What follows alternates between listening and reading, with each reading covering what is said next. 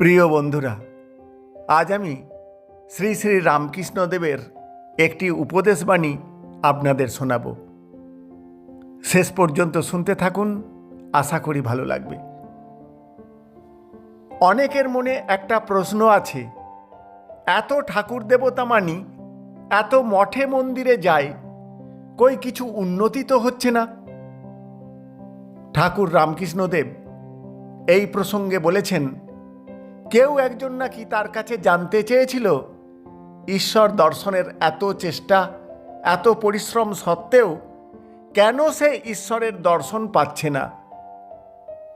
রামকৃষ্ণদেব তাকে বলেছিলেন, সংসারী লোকের ধর্ম করা হলো মাতালের কাশি যাওয়ার মতো।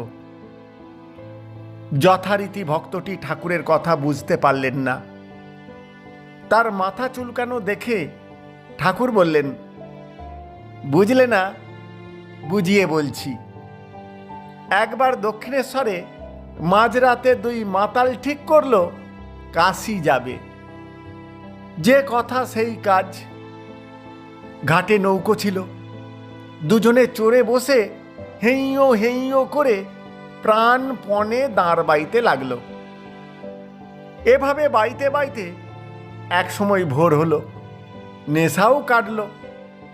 একজন বলল, এ কি রে, এ তো চন্দননগরেই আসেনি এখনো।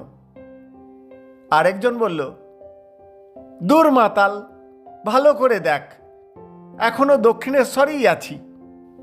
তারপর তারা আবিষ্কার করল, নেশার ঘোরে নোঙরটা না তুলেই তারা রাত ভোর দাঁড় বেয়েছে, তাই যেখানে ছিল সেখানেই রয়ে গেছে।